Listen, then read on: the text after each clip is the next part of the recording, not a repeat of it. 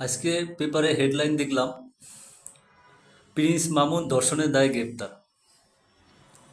আপনি এই পাড়া একটা বুড়া মহিলারে ১.৫ বছর ধইরা সে লিভ টুগেদার করছে।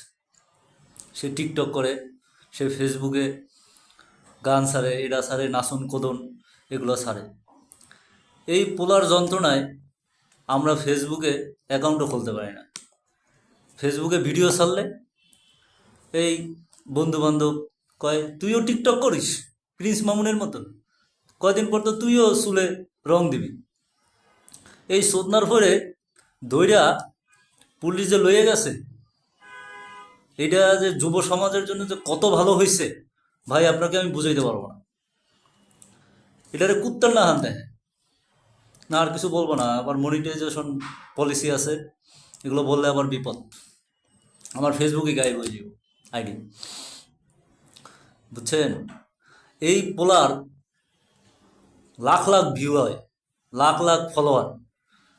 তাহলে এরাও পাড়া, যেটি ফলো করে, এটি পাড়া, পাড়ার ঘরের পাড়া। কি আছে ওর ভিতর যে তোর ওর ফলো করা লাগতো? এই লাইলারে ওই ১.৫ বছর ধইরা পড়তে পড়তে বসতে তারে খাইছে।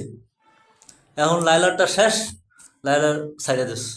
লাইলা এখন ওর নামে মামলা করছে, ধর্ষণ মামলা।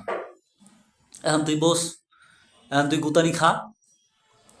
ওর হোকাইদা বাঁশ ঢুকাইয়া, বরিশাল্লা বাঁশ, তল্লা বাঁশ ঢুকাইয়া একেবারে নাবিদ্যা বাড়ি করা উচিত। মর্ম বোঝানো উচিত যে একটা বেডির টাকা পয়সা খাইলে কি হয়। ও আবার এখন নাপিত হইছে, সেলুনের ব্যবসা ধরছে। নাপতা হইছে, নাপতা, আমাকে বরিশাল্লা বাসা কয় নাপতা হইছে। তো নাপতাগিরি এখন ছুড়াইবে ভালো মতো পুলিশ। একটা বেডিটা খাইছো না, ঠিক আছে? আল্লাহ এদের রহমত করুক, আল্লাহ যুব সমাজটার রহমত করুক। এদের যন্ত্রণায় আমরা ফেসবুকে ভিডিও ছাড়তে পারি না। সবাই কয় টিকটক করস, টিকটক করস, টিকটক অ্যাকাউন্ট করস। মানুষ এখন হাসে আমাকে দেখলে। তুই বাবা ভালো হয়ে যা, যুব সমাজটারে ভালো রাখ, ঠিক আছে? তুই জেলেই থাক, তোর এই কুত্তার নাহান চুল মানুষ আর দেখতে চায় না।